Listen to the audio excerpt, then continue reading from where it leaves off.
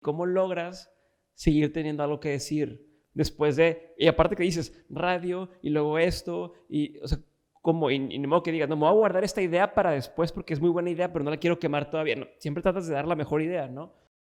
¿Cómo le haces? Bueno, eso es lo sabroso. A ver, la radio me salía en automático, o sea, yo me sentaba y ya Ujú. salía en automático y es un poco de actualidad, noticias, ahí sí podía hablar de actualidad y de lo que estaba pasando. En Venezuela nos pasó algo, un fenómeno loquísimo. La política se apoderó de toda nuestra vida y se nos acabó la posibilidad de hablar de otra cosa. Todo era política, todo, hasta la radio juvenil, todo era política, porque Ya, impactaba, ya estaba, claro. o sea, impactaba demasiado en cada uno de nosotros. Y si no impactaba, al día siguiente iba a impactar, había una noticia que iba a pasar o algo. Y eso nos quitó la posibilidad de hablar de otros temas, frívolos o no, superficiales o no, pero al final son temas que son parte también de la vida. Entonces a mí ese programa que no podía hablar de actualidad ni de política porque me comían los días, la dinámica de la política en Venezuela era muy, muy rápida, Ujú. eso nos ayudó a definir qué tipo de humor quería hacer y ayudó a definir mi humor femenino.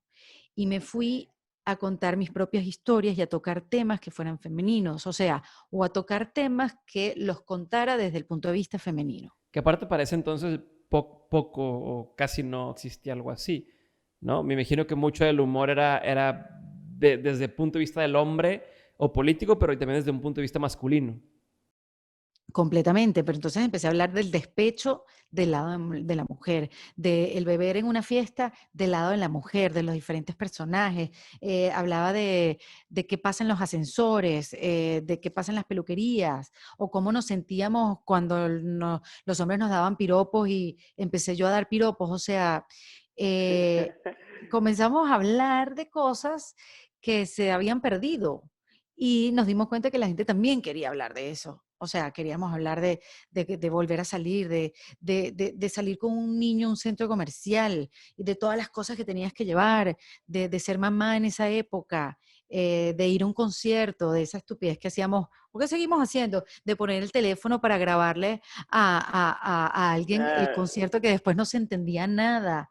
ajá. Eh, Reflexionar de esas cosas de la cotidianidad que a nosotros nos habían robado como país, ¿no? Entonces yo creo que Ya. nos conectamos con eso, de la observación de todo y de la nada también, y eso definió mucho el humor que yo seguí haciendo a partir de ese momento. Hasta cierto punto, esto que pudiera parecer para alguien una especie de debilidad de él, oye, es que no puedo hablar de lo que todo el mundo está hablando para ser relevante, se convirtió en su fortaleza más grande porque la gente es lo que quería, ¿no? O encontraron ese hueco de, eh, háblame de algo que no sea política ya, porque quiero tener ese momento de descanso y de distracción y de diversión y de todo esto que no, o sea, que como te digo, a lo mejor alguien pudiera haber dicho, pero ¿por qué vas a hacer un programa si va a salir hasta 4 días después? ¿Y cómo le vas a hacer si no vas a poder hablar de política? ¿Y cómo vas a tal? Esto se convirtió en una fortaleza para Todo ustedes. eso existió. Y eso fue el éxito. Imagínate, la debilidad se convirtió en el éxito. Porque bueno, se le dio la vuelta y en verdad yo no quería hablar más de política, Diego. Yo estaba decidida a no hablar más de política. Yo tuve suficiente con la política en Venezuela. Estaba aburrida. A mí la política no me daba risa, me afectaba demasiado. eh, bueno, cosas que me pasaron y Ujú. yo estaba lista para hablar de otra cosa.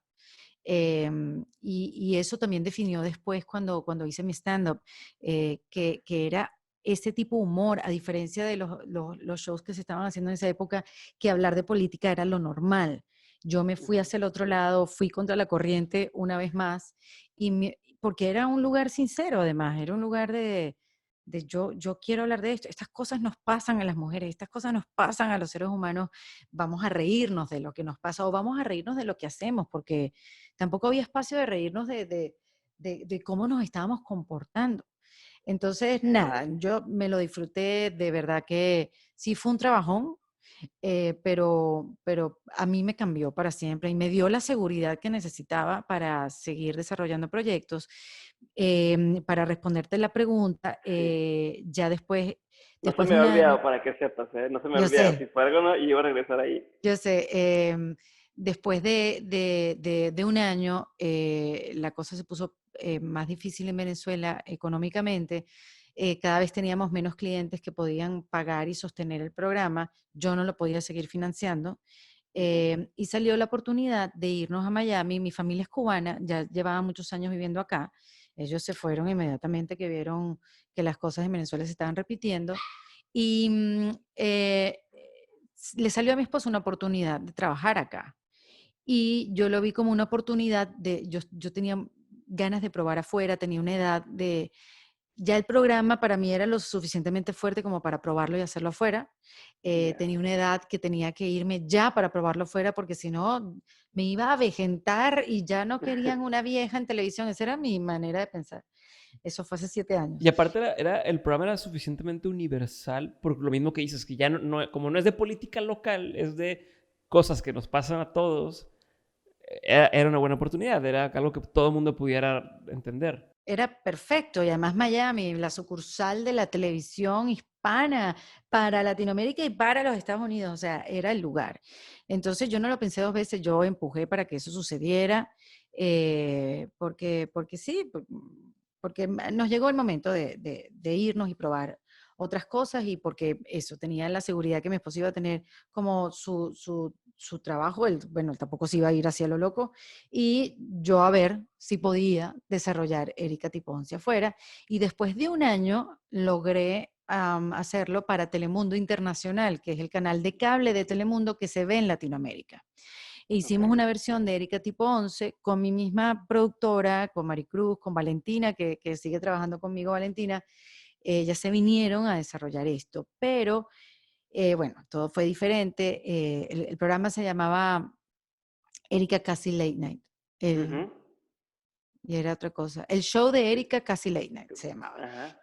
Y bueno, era la idea de hacer la versión internacional del programa. Obviamente no lo pudimos hacer exactamente como nosotros lo hacíamos en Venezuela.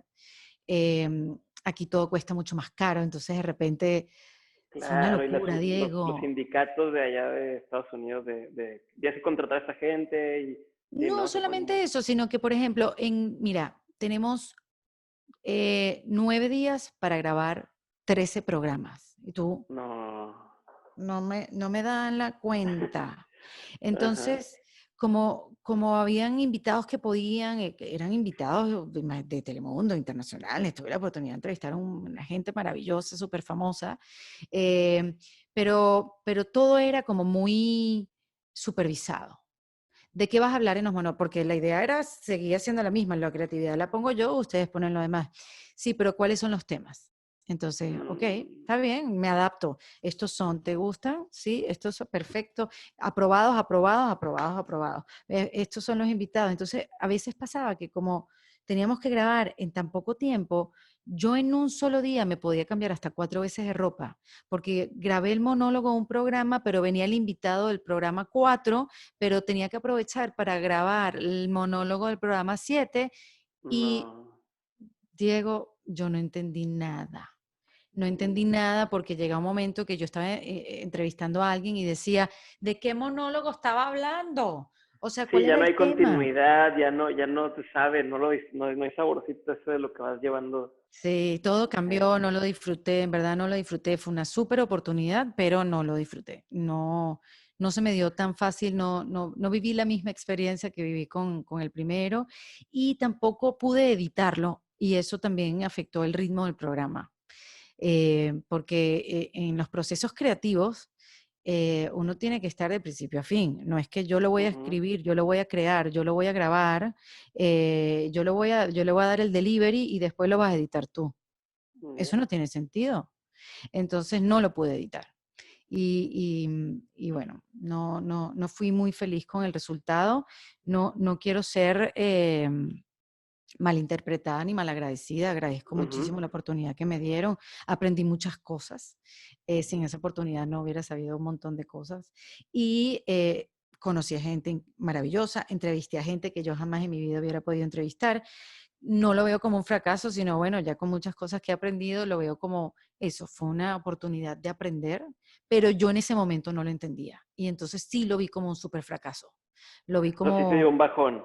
Un Te dio un bajón bajón. malísimo, malísimo, malísimo, porque no tenía las herramientas internas, digo, mentales y espirituales, para verlo de otra manera y manejé mal la situación y me di mucho látigo, me vi que fracasé, qué va a pensar la gente, pero en verdad nadie estaba muy pendiente de eso, sí, la gente sí lo vio un poco extraño, sí, la gente sí dijo, no es lo mismo, pero bueno, ok, ya está, no era tan importante. Pero por eso te digo, yo le imprimo tanto de mí a cada uno de los proyectos y a medida que fui creciendo, tuve más chance de darle de mí que, que un proyecto no funcione, es que no funcione parte de mí, porque no lo puedo Ok. separar. Entonces, ojo, esto te lo estoy diciendo viéndolo hacia atrás, en perspectiva Ujú. y viendo por qué yo sufría tanto en cada uno de estos proyectos que no se dieran como yo quería o como, o no ¿sabes? Como Sí, que era una extensión de ti y es parte de, no lo podías separar, no podías, o sea, decir, ah, bueno, nada más voy, me presento, listo, adiós y que pasa lo que tenga que pasar. O sea, estabas dejando un pedacito de ti en cada una de esas cosas, ¿no? No, no, y y más lo que cuando yo ya creo que... también la gente sabía de que yo, eso era algo mío. O sea, a mí nadie me estaba obligando a decir nada, ni actuar de ninguna manera. Entonces, claro, como yo venía y le explicaba a la gente que no le edité yo, no podía decir eso. Hey, gracias por haber visto este video hasta aquí. Si te gustó, te invito a que te suscribas, le des like, lo compartas y veas el resto de nuestro contenido que tenemos para ti y me digas qué te parece en los comentarios.